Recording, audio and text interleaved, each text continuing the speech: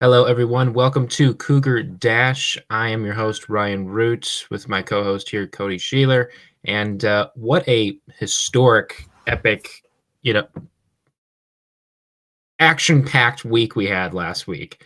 I mean, a win over Cal is not too insane, right? But a 30-point victory over Cal is, something I wasn't expecting.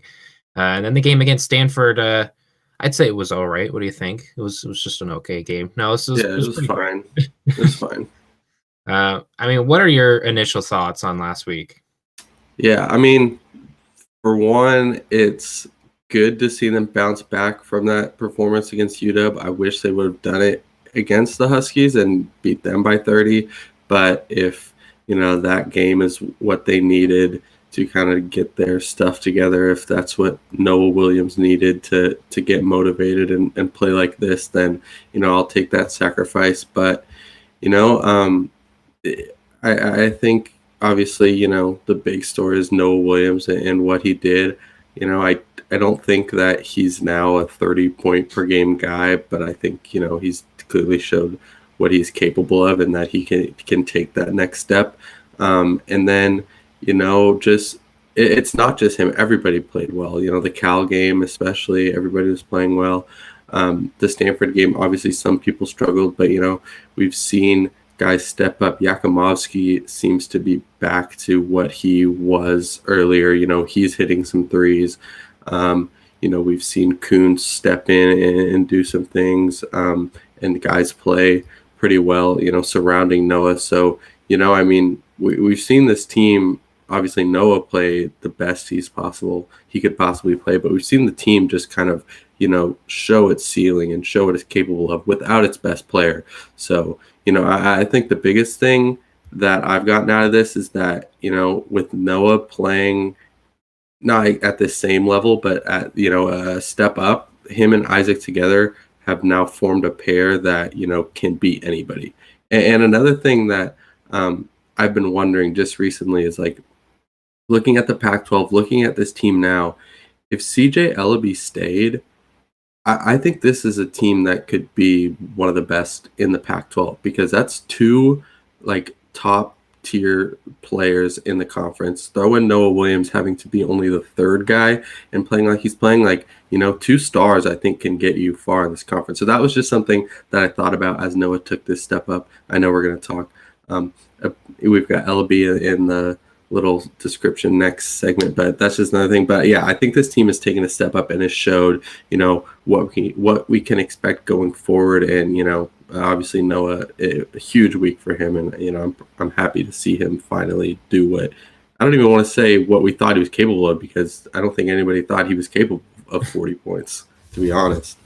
Yeah, having him drop back-to-back career performances like that is something that I mean, this is a story you hear of a bigger school, of a Michigan player doing this. You hear a Duke player doing this. You hear, I mean, scoring 74 points across 2 games. I mean, that's unheard of for WSU, let alone the Pac-12, right? Obviously, just a pair of insane performances. I mean, we were both predicting a win over Cal, but we were predicting a close game. It turned out to be a 30-point, just beat up job from the Cougs there. But Stanford, I'm thinking, oh, it's going to be pretty competitive. They have a decent chance. This an incredibly entertaining game. Goes to 3 overtimes, and who knew that Noah Williams was going to lead the charge? All this without Bonton, which honestly, I see this as more of a compliment for the team over anything about Bonton not playing. I mean, that everyone else can pull their own weight, and everyone else can put together big performances without Bonton putting up a crazy circus shot to get some points on the board. I mean, Yakimovsky had 18 assists across both games, 9 in each. Almost had a triple-double alongside Noah in that first game. This is probably peak WSU that we're going to get. The problem, or not the problem, the task at hand now is trying to match as best as possible that peak for the remainder of the season and into this conference tournament, which there might be a win there might be a win in our hands in the conference tournament, at least in the first round. But I mean, I just see this as a huge win for Noah Williams. I mean, what do you think this is like for Kyle Smith? I mean, he is now officially 500 on the year. He has a winning record now. Or I think if they lose the rest of the regular season and lose the first round of the tournament, they'll be 500 exactly because they're 14-10 right now. So, Yeah. What do you think that means for Kyle Smith to have back-to-back 500 years? I think, just what he's shown, and I think probably should have, if it wasn't been the goal of this team, is just that they could compete with anybody in this conference. This isn't the Big Ten with 3 whatever top 4 top 10 teams. This is a Pac-12 that is not a national powerhouse, and so the fact that he's shown that they could go in and they could beat Oregon and they could beat Stanford and they could beat UCLA, and obviously they haven't beat USC, but they've played closer than they probably should have in that last game. And obviously Arizona, they've only played once, and Arizona State they haven't played, but he's kind of demonstrated that we're not top tier yet. I still think they're the top of the second tier. If you want to go, you have the top teams, and then you have the drop off, and they're probably right there at the top of that next kind of tier, stretching down to the worst teams. But he showed that this isn't a team that you can just walk in and expect to beat because you have a better record than them or you have better players than them. They've done it at home, without fans. They've done it on the road. I believe that's where they beat Oregon, and I can't remember if UCLA was at home or not, but I think that was at home, but they beat Oregon on the road. I mean, they've showed that this isn't a team to take lightly, and, for a coach in his second year, I think that's exactly what he has to do. He proved it in recruiting over the offseason that he can get a better class than we've seen in, however long. And that was with a okay season in his first year. But now, to combine, this performance on the floor in these big games with, a good recruiting class. I think we talked about it a while ago that he's kind of should be taking over the state in terms of the Pac-12, because I don't think Washington, is really all that good. But, he's starting to show that he could absolutely be a force to be reckoned with in this conference as it goes along. And I think, the more just big games that they play close or win, I think the more he's going to assert that, and, will hopefully get recognized as one of the better coaches in this conference at some point. Yeah, I know the recruiting is going to do nothing but this year's freshman class has obviously worked wonders for WSU in numerous amounts of ways, but a win over Stanford like this, a triple overtime thriller over Stanford, let alone it being on ESPN2 and not the Pac-12 network. Yeah. Even though anytime that a game is on the Pac-12 network, I still feel like it should be, because I like the Pac-12. Or I miss the home feeling I get watching a Pac-12 network game compared to FS1. You can definitely tell the analyst guy for that last game. I don't think he's watched very much Pac-12, especially WSU. You can get that feeling sometimes with some of those guys. But so yeah, the Pac-12 guys, they know the Pac-12 at least. Yeah. But it's incredible exposure for WSU, and having Noah Williams be the National Player of the Week. Insane exposure, and all this done without Bonton, and hopefully Bonton is going to be ready for Thursday's game. We can talk about that a little bit later in the show. We can kind of get an early jump on the next segment here. This one's going to be kind of fun. We can talk about who on the WSU roster has the best shot of getting drafted. And honestly, there's probably about a player or two that has pretty, a recognizable name for, draft stock and whatnot. But some of these other players could be kind of sleepers out there. So I know who you're going to pick, but why don't you tell us probably about the guy who has the best chance? Yeah, I mean, I'm not the most optimistic about this, just because, with only 2 rounds in the way the NBA draft is, it's, kind of a crapshoot in a lot of ways. So, but if you are asking me to pick somebody, which you are, I'd probably say, at least right now, the guy with the most potential is FA. Obviously, he's got that type of translatable skill, and he's still young. Obviously with college basketball, it's weird. Every year that you stay, seemingly, knocks down your draft stock unless you can just explode and do something insane. Obviously, he's got, medical issues, which could be a red flag. But, if you're asking me to, not look at the way that the NBA draft operates and just look at potential and what a guy is, and it, probably is FA. He's shown the ability to just be a rim runner and do some incredible things with his athleticism on the offensive and defensive end with those blocks. And then, an inconsistent three-point stroke, but, better than you would expect for a freshman of that size. That's something that he can, with some work, absolutely improve on. I still think, like I've said before, that he needs to add a mid-range game. His shots are 2 inches from the rim, or however far the 3-point line is. He doesn't really have that in-between game, and he needs to work on some post-up offense. But he's still young, so I definitely think if he can add a facet or two to his game and really complete his development, then I think he could be a guy as a junior that's getting some looks. So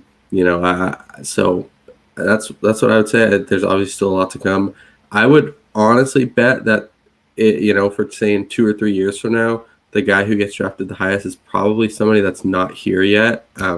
They probably that's hoping that they start getting better recruits and maybe get somebody with some NBA potential. But out of the guys on the roster right now, I think FA definitely has shown already that he is the type of guy that could help out a team down the road. Yeah, I see what you mean about FA with just the athleticism alone. I mean, that's a lot of Evan Mobley's draft stock right there, is just being a 7-footer that can go up the court like a guard. Athleticism has a ton to do with draft stock in the NBA, so FA definitely has that to a T. After a pair of breakout performances, if you even want, I think even calling them a breakout performance is kind of short selling it. But a pair of historic performances from Noah Williams. He is definitely on. He's going up the stock for his draft profile. But the thing about Noah is, can he do it with Bonton back in the game? And Bonton's going to definitely take the bulk of those shots in the next 3 games in the first round of the tournament. We could talk a little bit about Bonton's announcement last week, but Noah Williams definitely has a tenacity on defense that we've all seen in his first year, and of course in this year he'll get thrown out of the game when he knows he won the game. When he knows he won the game against UW, right? So he's got the tenacity on defense, and putting up 34 and then 40 on offense with 8 3-pointers in the second performance and a near triple-double in the first performance.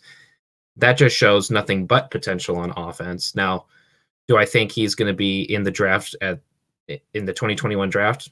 No. He'll definitely be a 4-year guy, I think.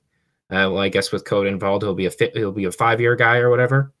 But his stock has definitely increased considerably. So I put him up there for one of the highest potential players to get drafted. Another player that I think could be on the rise, and maybe you can talk a little bit about this, is Yakimovsky. I mean, he had a huge decline, freshman, speed bump, if you will, for a handful of games there. But right there alongside Noah Williams, almost got a triple-double in the first game. And, I mean, he was a 4-star recruit for a reason. He looks like he's adopting that point forward role recently. But what is your impressions on Yakimovsky's draft stock in the following seasons? Yeah, with Yakimovsky, I think the thing that I just come back to is just, athleticism. We're in just an age of basketball where, if you're a 6'8", whatever guy, like, you need to have point guard skills. Like, Oklahoma State's got a point guard who's 6'8", who'll probably be the number 1 pick in Cade Cunningham. So, I don't think any of these guys are ever going to be top prospects, but, all you have to do to get drafted in the second round is be good at, a thing or two, really good at a thing or two. So Yakimovsky, if he can just develop a 3-point stroke and be really good at passing, like, I think he can slot in as a role player that can, a wing role player. I mean, Ellaby, we, you know, I, Ellaby is kind of the baseline, I guess you'd say. Like, he's got to get to probably about as good as Ellaby was. Not necessarily scoring the same amount of points, but I think just as relevant as him to kind of slot into that second round. And obviously, he's got all the potential in the world to do that. So especially, over the offseason, he'll be able to put in a lot of work that he kind of missed out on in this weird year. And, there's absolutely a chance that he can take a step forward and do that. And I want to go back to Noah and kind of some of the things you said about him, because I think Bonton coming back will be huge for him, because he doesn't need to take a bunch of shots. Obviously the reason his like field goal percentage wasn't that great because he was the only guy and he had to take every shot. But yeah, that is true. He now holds the all-time WSU record for most field goal attempts and most three-pointer attempts. So and that was out of necessity, obviously. But all he needs to do is be able to shoot threes. To have that NBA draft stock, he can be a prototypical 3-and-D guy. And I don't know if this was just a week-long anomaly or what, because he was on fire from three. And this is a guy whose knock on him his whole time in college was that he can't shoot threes. And I don't think anybody, who just happened to watch a college basketball game on ESPN2 that knows nothing about this teams would have believed me if I told them that, before this week, the only thing kind of holding him back was that he couldn't shoot threes, because, they're running him off screens like he was Steph Curry or, former WSU Coug Klay Thompson. And so if he's able to, if that is legit, if that sticks and he can hit threes like that, then, the guy I'm thinking is, Matisse Thybulle, who obviously UW player, went in the first round and was, he was an absolute animal on defense, National Defensive Player of the Year. I don't know if Noah Williams is that good, but if Thybulle goes in the first round, then I think Noah Williams definitely has some second round potential if he can, develop a 3-point shot and, keep that defensive tenacity and skills that he has.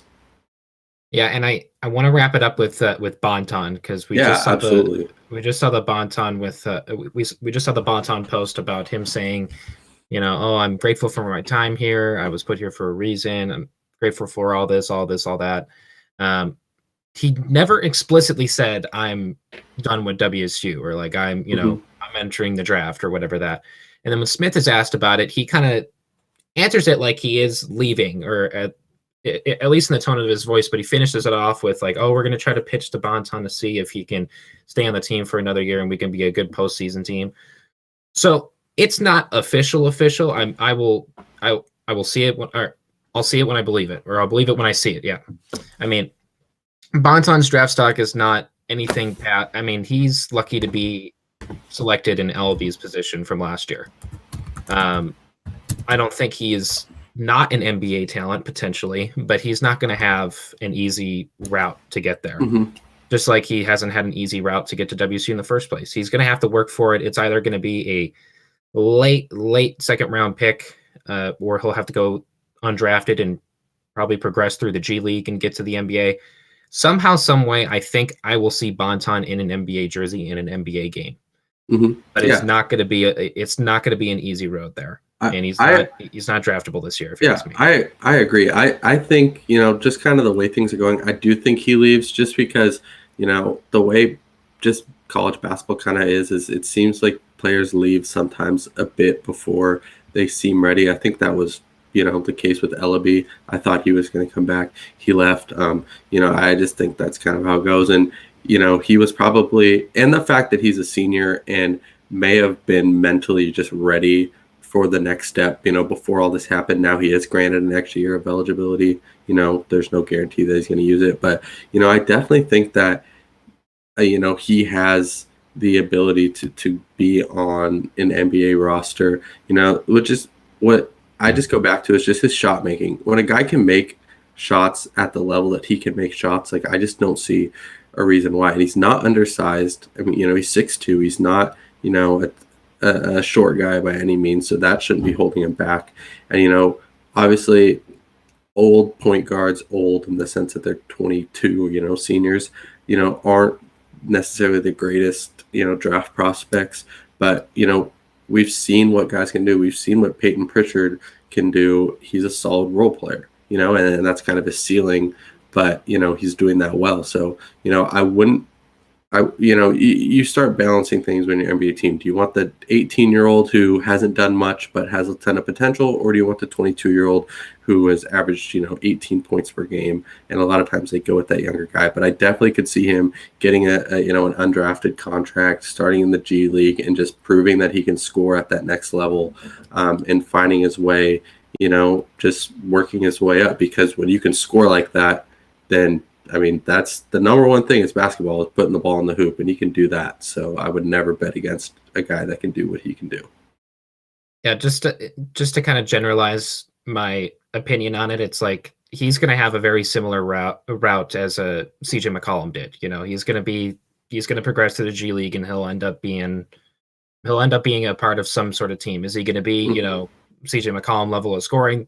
That's way too early to tell, but he's going to progress somehow, and I will see him in an NBA jersey at some point in my life. But we got 3 games left on the season. We have a road trip to the Arizona schools with the first Arizona game was a double overtime thriller, which was an equally entertaining game there with Stanford, except it didn't come out as a WSU win, but that was a great performance from Bonton in the double overtime thriller, but wasn't enough to take down Arizona. And then the ASU game earlier this season was canceled due to COVID for the Arizona State side.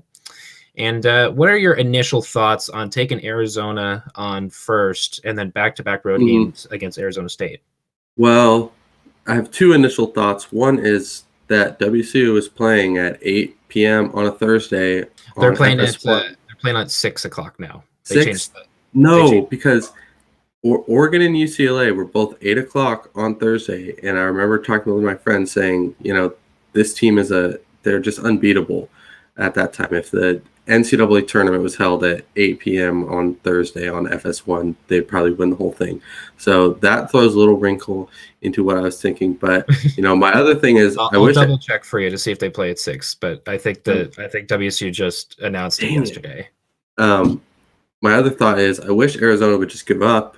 They're not going to the postseason because they're cheaters. So just give up. There's no reason. Because they're an interesting team. I'm looking at what they did lately. They beat USC, but before that, lost to UCLA and Oregon. Obviously, all good teams and beating the best of them. But I don't know what to think. Oh, excuse me. The ASU game on Saturday is moved to 6. Tonight's game is still at 8. Yes. Okay, so they're going to win tonight, guaranteed. Write it down. Bet the house on it. They're going to win. But, Arizona's an interesting team because of what I said. They beat the best team in the conference, but, they lost to some other teams and teams that WSU has recently beat. So, hopefully what puts WSU over the top is that they're fighting for something. They're playing for something. They're hungry and they're, looking to continue that momentum from last week and, into the tournament. So I think, obviously they're playing at 8 p.m. on Thursday, so they're going to win. But throwing in the other stuff, I think this is a team that's hungry and that's playing for a lot versus a team that is playing for nothing other than some personal pride. And we've seen, WSU, that was their first kind of tough game of the season. It was when their 8-0 run kind of came to 9-0 or whatever it was, came to a halt because, as we expected, they finally played a competitive team. But I think they're better now just, by being battle tested. So I'm absolutely expecting them to beat that Arizona team tonight. Yeah, it's certainly going to be competitive, and I don't think it's going to be a blowout on either side. Just like the Cal game, let's speak it into existence. It won't be a blowout, and then it is a blowout. Yeah, so it won't be a blowout. It will not be a 31-point blowout. Not at all. But I'm not going to chalk it up for either WSU or Arizona quite yet because I think it's actually quite a fair matchup with the momentum WSU has and a little bit of downfall that Arizona's had these past couple of games. But no, I sense Deshaun Jackson. Deshaun Jackson's going to have probably a good game out there. He's probably going to have about 8 to 10 rebounds. I think he'll have another breakout game starting at the 5. Bonton and Rapp, I think they missed this game tonight, but I think they'll be back Saturday. It didn't look like, I mean, Kyle Smith could have been, hiding it behind a poker face, if you will, to say that like, oh, Bonton won't be back, and then he'll pop up and drop 60. I don't know, but my best guess is Bonton and Rapp won't play tonight. I think they will play on Saturday instead. That's my prediction, at least. Mm-hmm. And that's going to be kind of huge for WSU because Noah Williams, like you said, cannot put up 30 a night, right? He can't put up 34, 40, and this next game will put up 46 and then 52. Like, hey, he might. Yeah, he can't do it all season, but 3 games in a row is possible. Maybe we'll witness the greatest single game streak of a college basketball player ever. He still hasn't got to his dad's record, which I know they mentioned. Maybe he'll chill out once he gets to his dad's. He wanted to hit 43, which his dad scored in the Cal game, and they didn't let him. And he shot a 3 at the end of the Stanford game that he didn't need to because he wanted to get that. So the thing about him is he's so just motivated and determined with everything that, I mean, they could be up by 40, and he wants 43 points more than he wants probably anything at this point. Now that he's gotten so close, so I wouldn't put it past him just because of that reason. Yeah, Coach Smith even said when Noah was trying to get back into the game against Cal, trying to get the triple double, he goes, stop Russell Westbrook, or like chill out Russell Westbrook. And thank God he did, because he needed to play 54 minutes, a few days later. So it was good call by Coach Smith. I think Yakumovsky will have another kind of breakout performance at that point forward spot. He'll get a few assists, I think. His shooting performance is pretty. I'm not going to predict anything shooting for Yakumovsky. He's hitting threes again. He's hitting threes. I don't want to ruin his momentum. He's not lighting it up, but he's gotten over that slump. So he can still hit them. I'd like to think he'll get at least 5 assists tonight. I think he's on a good roll in that point forward spot. FA, I think, is going to have another struggle performance. Probably, he's probably going to shoot about 4 or 5 threes. I'd take, and he's 1 for 21 of his last 3-pointers. Yeah, I feel like he's going to take a lot of threes. He'll get a highlight dunk and make up for it. Yeah, he'll get a highlight dunker too. What do you think of the Arizona State games? Because they're a really interesting team, because they should be a lot better than they are. Like because they have Remy Martin and Josh Christopher and some good players. They seem more like intimidating than they are, because they're not playing very well. Obviously, they just thrashed UW, but I think just the fact that they're playing them back to back. I think WSU probably takes 1, just because it's pretty hard to beat a team back to back that you're pretty close with talent wise. I think we'll get between Bonton and Remy Martin, if Bonton comes back on Saturday with my prediction. I think we're going to get a Donovan Mitchell, Jamal Murray showdown type of deal. That'd be nice. Across both games, it's going to be a shootout with those two. Yeah, that would be a crazy way to finish out the regular season and then go into the conference tournament with some crazy storyline to back us up once again. Yeah. But yeah, if Bonton plays on Saturday, I think ASU, at least 1 win, I think is a fair. I think they'll get, even without Bonton, I think they get 1, just because ASU is not the greatest. But he's got to come back at some point. So hopefully, I think we'll see him in these next 3 games. We'll see Bonton and Rapp. I think on Saturday. If not Monday. That game on Monday is at like 1 o'clock. I'm happy that the Pac-12 will have about 30 viewers of that game on Monday. But I think in terms of just the 3 games, my prediction, I'll go 2-1. I will predict a win over Arizona tonight, just because I think the WSU is on a roll. But I'm going 2-1 with split in the ASU series. Yeah, I'm the same on that one. If I have to pick something different than you, just for the sake of it, then I'd rather go 3-0 than 1-2. I am locking in that win tonight because of everything I said, which is just they're playing at 8 p.m. on Thursday on FS1, the money spot. Likely they go 1-1 against ASU, but they are probably at this point record wise a better team than them. So it's possible they sweep, especially if they do get Bonton back, and him if. We've yet to see what him and Noah Williams can do when they're both playing at that level, and maybe they're unable to stop him. So I guess for the sake of saying something different, I'll go 3-1. But in my heart, I believe 2-1. Well, we will have to see. But that is all the time that we have for today. You can find our written content exclusively on sportspac12.com, and you can follow them on Twitter at sportspac12. You can find links to that written content on our website, dashboards.tv, and make sure you follow us on Twitter, Facebook, Instagram, and TikTok at Dashboards TV. Lastly, subscribe to our YouTube channel, Dash Sports, where you can find all of our shows and clips. Thank you for tuning in. You can catch us at the same time next week at 1 o'clock Thursday. For some reason, I thought it was 2 when I'm looking at 1:30. 1 o'clock on Thursdays. You can tune into the next Cougar Dash. You can keep up with my Twitter account tonight, as I'll be live tweeting the game between WSU and Arizona, which tips off at 8 o'clock on FS1, right? The money spot. 8 o'clock at FS1. Thanks for watching, and as always, go Cougs.